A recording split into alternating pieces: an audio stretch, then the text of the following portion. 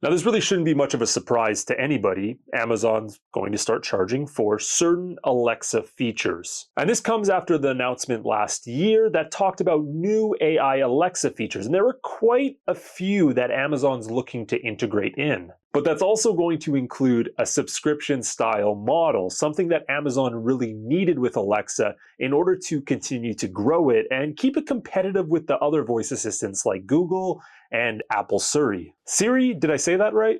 Apple Siri.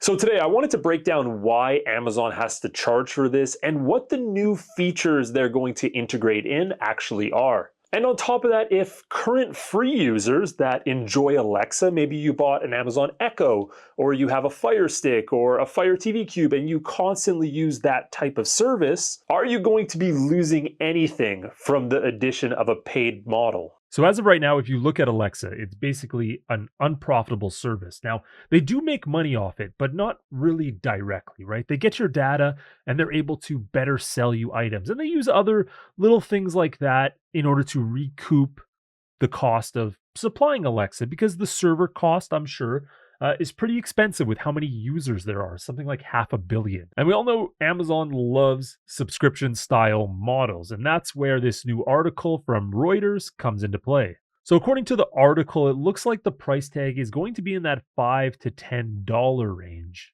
But this is going to include all new AI features. And I want to point out that's not a cheap thing to integrate. AI does cost money. Every time you send it a request, every time you ask it to do something for you, those complex tasks use up a lot of server space. I use ChatGPT sometime, and you can ask it to create images for you. I'm sure everybody has seen ridiculous images all over the internet.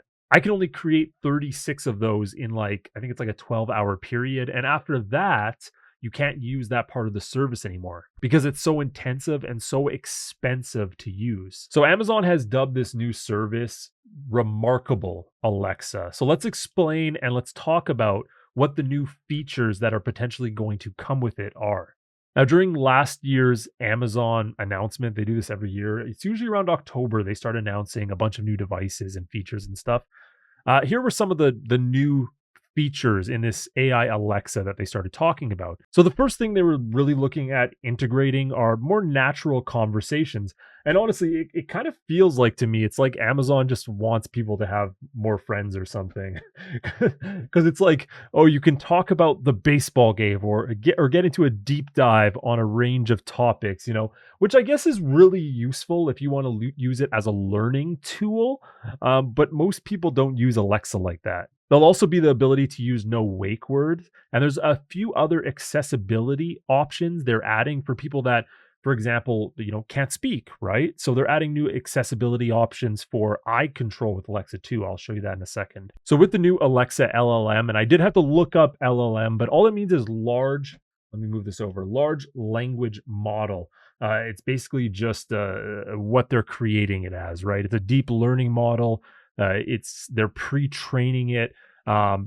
So I guess there's AI that's integrated. Well, AI is basically all just pre-training and constant learning. So yeah, it's just a fancy word for the AI. So this is basically a new smart home control where you can do multiple tasks, and it can also understand certain objectives. I'm trying to find the right word to explain it, but I like this example here where it says, Alexa, close all the blinds and turn off all the lights except for the ones in the living room. So it's going to understand that extra command that you have living room lights listed, and it's going to turn all of them off except for those ones.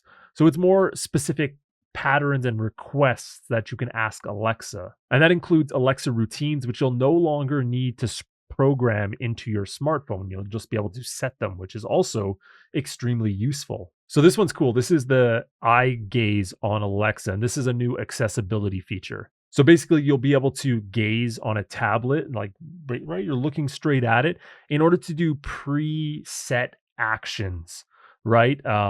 Like playing music, shows. They give a bunch of examples here. There's also things such as call translation, which is going to translate incoming calls from other languages into English or whatever language you have it set as. And there's a bunch of other features. We could go over these for a while, but it's just one, two, three of many things. And there's really a bunch of new features that Amazon is going to be integrating in. But the question is this going to be worth that added cost? And I think a better question is this going to take away features that we already have and potentially lead to everybody needing the paid model? Yeah, I mean, once you turn that corner and you start charging for something that was free previously and you turn it into a paid service, the chances are it is going to become a paid service going forward. So they'll probably keep this 50-50 split for a while and slowly add more and more features to the paid service where the unpaid service is practically useless and doesn't offer nearly anything close to what you'll get for paying $5 probably to start. Eventually, this is going to be a $15 to $20 service if they get things the way they want it. So I don't know, let me know down below in the comments, is this a bad move? I think AI integration into your smart home system is inevitability, right? It's going to happen. But the question is, do we want it to be this expensive? And is Amazon the company to invest in terms of your smart home system? Which right now, I personally don't think so. Thanks for watching, guys. Hit that subscribe button. See you in the next one.